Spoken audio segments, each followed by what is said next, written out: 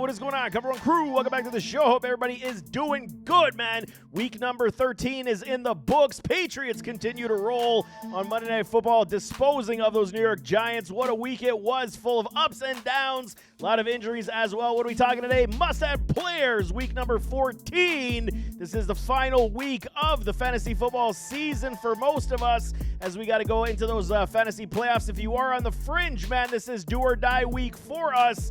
It is a big week, no question. We got some players off the waiver that we can utilize to get us into those fantasy playoffs. But before we do get started, don't forget, man, just because your fantasy season is over, stick around with the channel, man. We got NFL playoffs, dynasty content, Senior Bowl coverage, all my scouting reports for all these rookies coming into the league from college football, the NFL draft, and then subsequently 2026 fantasy football prep will be coming, man. I do not stop. 365, baby. This thing keeps going, so don't go no place. I'm telling you, I got lots of content for all y'all as we continue. Bye week troubles here in week number 14. Last week of bye weeks is, if I'm not mistaken, Carolina Panthers, New England Patriots, New York Giants, and those 49ers. So a lot of us are going to be without CMC and company, Drake May and company. So we will have to supplant these losses with some victories to get into these fantasy playoffs. Could be stinging a lot of y'all this week as well. We got to talk running backs off the waiver this week, man. Jordan Mason is my top priority.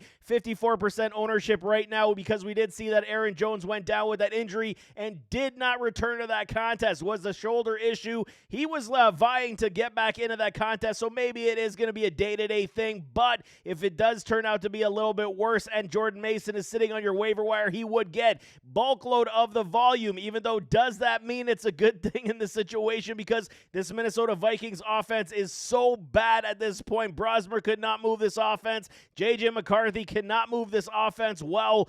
Hopefully, at least this week, if Jordan Mason is your starter without an AJ, it's going to be very difficult for you not to trust the volume upside. So if he is here, almost 100 points on the season, 54% owned, Jordan Mason would be my number one priority. Chuba Hubbard, he's back in the mix in fantasy relevance at this point. We're seeing some sprinkles now for this coaching staff, giving Chuba that many more touches.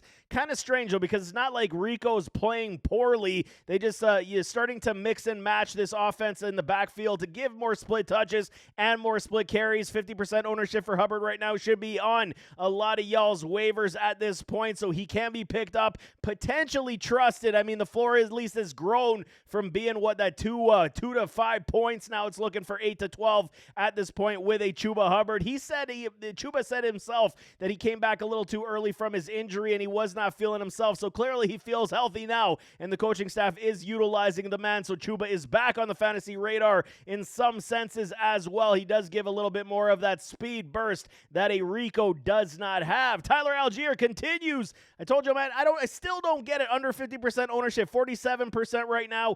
All this guy does is put up points, man. I even saw one of my buddies play Bijan and Algier on the same lineup at running back 1 and 2, and he popped off. So this is what I'm trying to tell y'all, man. Algier, yes, he will have his bust games, but at least he's got enough viability in fantasy football at this point that they will utilize him. They will run the football. Bijan had 200 yards, and Algier still got you, over 10 points this week. So you can't fade this guy any longer. The fact that he is giving us at least low-end running back 2 numbers with flex appeal, he definitely could be a big-time get for matchup play as we go into the fantasy playoffs. Bam Knight still on the board, but I mean, this could be irrelevant if a Trey Benson does return this week as well. Even with that the case, they're going to nurse Benson along. I mean, the season's done. It's a wrap for these Cardinals. Why even bother bringing back Benson? Let him rest up for the whole offseason and come back fresh and good for 2026. So we will see, but Bam Knight still is given the goods, man. Yes, it is a tough matchup this week as well, but 71 points, 41%. You're looking for a running back. Bam Knight at least still has that volume upside. Bashal Tutin, he scores a touchdown this week, which means he probably won't get many carries next week. That's just how the MO has been with these Jaguars and this backfield, with Travis Etienne having a bummer type of day this past week. Tutin did find his way into the end zone. Jags starting to look good, man, starting to pick up steam. And like I said on Start Sit with Jacoby Meyers, it is one of these situations where Trevor Lawrence, Sunshine, he requires that slot presence who can take over the game, and Jacoby Meyers is one of those guys. Trevor Lawrence excelled with Christian Kirk on the field. As soon as Christian Kirk was gone, everything went to, I almost swore there, went to garbage. But I'm telling y'all right now, with a Jacoby Meyers, it is opening up a lot of things on this offense, and Trevor Lawrence does look a lot more comfortable in the back, in the pocket, dissecting the field, dissecting defenses. Bashal Tootin, he's one of these guys, though, at least you know there is matchup appeal, but can we trust it over a long stretch? Very hard to trust at this point, where Chris Rodriguez, coming off a good showing this past week, over 10 points as well. Do like the play. I mean, the JCM experiment is obviously done, man. These Commanders, the commies, are cooked at this point. They're going to be going into the offseason as well, but at least Rodriguez does have some appeal where he is getting a lot of volume, even with a Marcus Mariota. They're claiming that Jaden Daniels, going to return to the field again. One of these situations, you're already out of the playoffs. Why would you bring back JD and make him hurt even that much more? Let the kid heal up and let him go into next season. But Rodriguez at least still does have good volume upside in this backfield right now. Talking handcuff time, it is priority, man. If you got room on your bench, you need to pick up these handcuffs. If you are a Kyren Williams owner, because he went down with an ankle injury, should be fine this week as well. But also CMC, also Brian Robinson Jr. Is he a junior? I don't know if he's junior. Brian Robinson and Blake Corum, they need to be on your benches if you are the subsequent owners of Kyren Williams and a CMC. 110%. You're going in the playoffs without a handcuff. That is silliness, man, because you can't start guys on your bench anyway. Now's the time to start stacking these handcuffs just in case your ballers go down with injury. Quarterbacks, talking Trevor Lawrence. Sunshine, like I'm saying, man, looking a lot more comfortable. 48% owned right now. He is the top streaming quarterback this week for me, taking on those Indianapolis Colts. Big-time divisional showdown versus Daniel Jones, Daniel Pennies, Daniel Nichols, because they're going into the situation where the Colts have lost a couple in a row now, and Daniel Jones dealing with that fractured fibula at this point, so he didn't look terrible. He looked a lot better than I had anticipated him playing, because in practice he looked like a statue walking and running out there. But at least Trevor Lawrence right now in a huge contest, over 200 points. They got Brian Thomas Jr. back. He's no worse for wear, coming back off his high ankle sprain, and this team does look good, especially with Jacoby Meyers and Bretton. Stranger things, they're doing the business in Jacksonville right now. Trevor Lawrence, big-time streaming option, 48% ownership. He should be there and good to go, man. Jacoby Brissett continues his unique play, I guess. I mean, it's up and down from time to time. Did not have his best show in this past week. Still got you over 20 points. That's what we're looking for in these quarterbacks, man. 53% owned, but he is taking on those LA Rams this week, so it is going to be a tougher test versus that defense. But we know he's kind of like a Jameis Winston in sense, maybe more controlled than Jameis Winston is, but at least he's going to throw the football, man. And we know that even in garbage time appeal, he's going to get you those points, just like he did this past week. As that game did wear on, he just continued to toss that football and got you the points. 155 points, 53% owned. Jacoby Brissett would be my number 2, even versus a tough defense like those LA Rams, man. Tyrod Taylor, he is on my list, surprisingly enough. What I say, man, Tyrod still can throw a pretty deep ball. He got a big one down to A.D. Mitchell, my dude, Adani.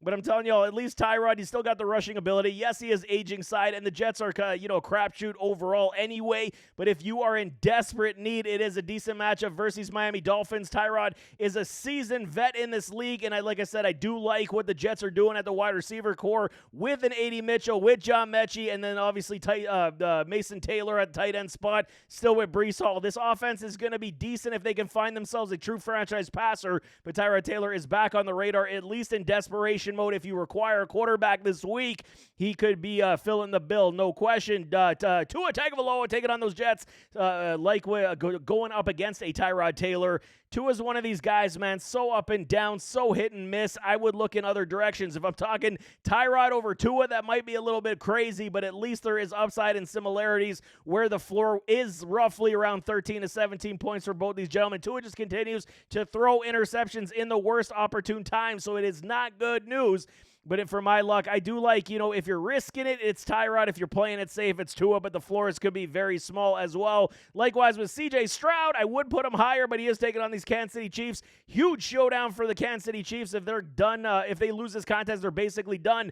for the NFL playoffs in 2026. So, I mean, CJ Stroud, we'll see. Came back from his concussion, did look all right. Not great overall, but at least he got the team to victory. Didn't make many mistakes. One interception, if I'm not mistaken. But CJ Stroud, for me, I think there are better options out there, but it is getting skimpy at the quarterback spot for streaming quarterbacks. Wide receivers, AD Mitchell, baby, my dude.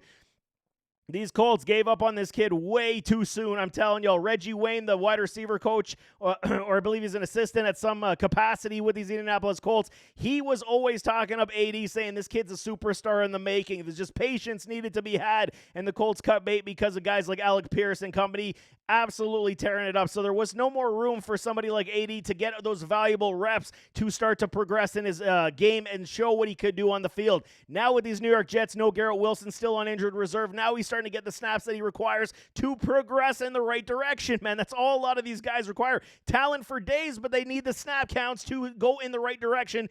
80's one of these guys, man. 7% ownership rate right now, and 44 points on the board. Caught his first touchdown, over 100 yards this past week. 80 is legit, man. And once these Jets, I mean, with Garrett Wilson, 80, and John Mechie, you get a quarterback on this team. This team could be something on the offensive side because they put together a very nice trio of wide receivers. Isaac Tesla is my next one on the board because Amon-Ra St. Brown, he twisted that ankle. I rolled up on Thanksgiving on that ankle and left that contest, putting up a goose egg for everybody. Probably killed a lot of y'all's hopes and dreams for fantasy football victories this week. But Isaac Tesla is one of these guys, man. Highly reliable in the red zone. Hands are fantastic. This kid can get open. Somebody's going to have to, level up in this game to help out these Detroit Lions. No Sam Laporta, no Amon-Ra. It will be a lot of run-heavy approach, but at least with J-Mo and Isaac Tesla, we could see a lot of targets go to Tesla's side this week. I love the sleeper appeal for him to be target upside huge this week. 5% owned.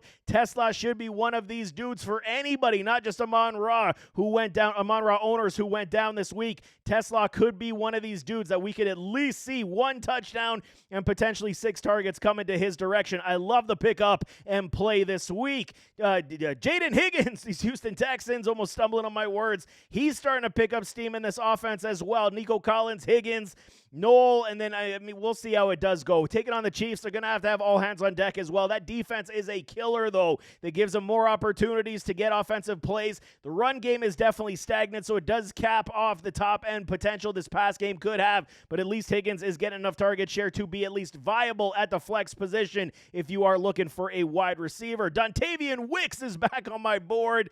I mean, this could be, a recency bias from this game versus the Detroit Lions. We'll see how it does go down. I mean, I'm not a huge truster in Dontavian Wicks, but he's been the most consistent big-time player on this Green Bay Packers team at this point, besides, Christian Watson having the yo-yo effect. They are getting Jaden Reed back also, so it's going to be one of these situations. Very hard to trust a Dontavian Wicks at this point, but he still has to grace my list because at least they found something this past week, and it was working. Could they actually, propel that to this week and make it, a standard in this offense? Perhaps, because he did look good, but he has had a dropping problem in the past. Couple drops, and he'll fall out of favor very quickly, but he is on my board after a big showing this week. Josh Downs, we're always down for Downs, but, like I said, this week was the primal contest for Josh Downs to take a lot of targets over the middle, but, his role has gone back down to, number 3 or number 4 on this offense, where it is Pittman, it is Alec Pierce, or it is Tyler Warren, then it's Alec Pierce, and then it's Josh Downs. So Pierce and Downs kind of get the mix and match of the leftover targets from the top dogs on this offense. Right now, very hard to trust. Matchup appeal only if the outside DBs are strong, then we can look towards playing a Downs in the slot. Jaden Reed coming back. We'll see. 21-day window was opened up for him. He should be back on the field this week as well.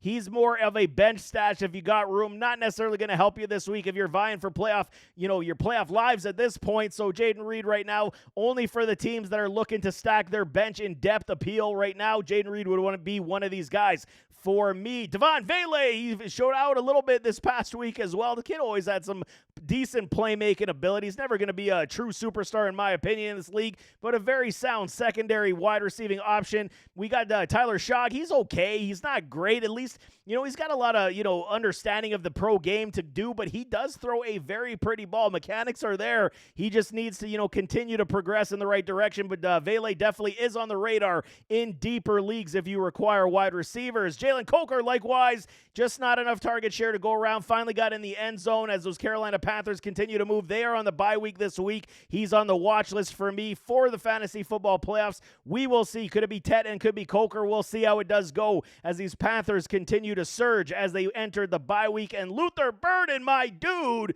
man, this guy, it's just one of these situations, watch list player for me. He's not getting near enough target share. The pass game in Chicago just is not top end heavy at this point. They are running the football like a bat out of hell, so at least that's working for him. But until a DJ Moore is off this team, then we'll talk about a Luther Burden being that DJ Moore clone type of guy on this offense. At this point, he is a watch list player for me. Tight ends, let's finish this thing off with Breton Stranger Things.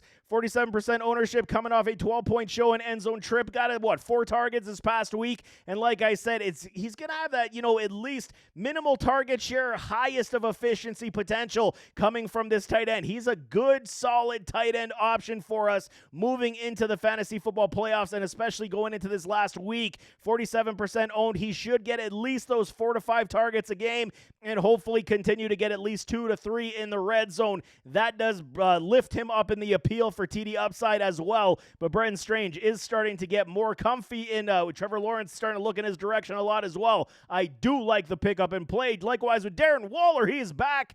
I did flirt with the option of picking him up and starting him in a couple of my leagues as well. Did not do it because I just wanted to see how he was going to, fit into the offense coming back from the injury. He looked good early on, and then again, the Dolphins decided to not utilize him as the game wore on because Devin off the HN was just running like crazy, but Darren Waller definitely came out of that game unscathed, which is good news for us. You're looking for a big-time tight end option, especially versus these New York Jets. I do like Waller this week. 37% owned. You should be able to pick him up off your waiver. AJ Barner continues that up and down yo-yo effect. If he's not getting the, red zone opportunities, then he's going about the 5-6 points. Decent for tight end streams at this point. Like I said, if you got to get into the end zone, you get into top 12 appeal on a weekly basis. Top 10 appeal, you score 1 touchdown, no question. You just got to roll into the end zone 8 times and you're a top 10 tight end on the season, and that's just how it's been. AJ Barner up and down matchup appeal. Sam Darnold does not look good right now in this offense as they look like they're trying to integrate the run game a little bit more. Just go back to what worked early on, and that's feeding a Jack Smith a Jigba. But AJ Barner will continue to have a role. Streaming option on matchup play continues for him. Likewise with Colby Parkinson, his worst showing coming off the last 3 weeks. So, that's okay. We're going to see it from time to time. The best part of it is he's getting targets from a Matthew Stafford, and he can be utilized as a tight end stream also again this week. So we will see, but there will be a lower floor as it does go. But we did see Kyron Williams dealing with an ankle. We saw a little bit of stiffness on the hamstring, I believe, on a Devontae Adams. They both should be good to go, but at least that does mean maybe that Sean McVay will say, okay, we'll give a couple more targets to a Colby Parkinson because he is a forgotten man in a lot of coverages. He still is a viable stream for us as well, where Isaiah Likely was not so likely, is kind of crawling back after this past contest. We'll see how it does go. I'm not trusting it in this last week or going into the playoffs until we see better, multiple games of high-end target share for Isaiah Likely. I think his season comes next year as the, big-time takeover for Mark Andrews as the tight end 1 in Baltimore. But there you have it. That is week number 14. Waiver Wire must-add players. This is it, baby. Crunch time. Like I said, do not go no place, man. I got you covered for the entire offseason. It's going to be glorious. So many good rookies coming out of college football. I cannot wait to dive back into that lab and start scouting all these players. It's going to be good stuff, not only for your dynasty team, your redraft team, for your favorite NFL team. I got you covered for the players that you got to be looking out for, but nevertheless, as always, don't forget that like button, hit that subscribe button, jump in those comments, give me your thoughts, and we'll see you next time. I am out.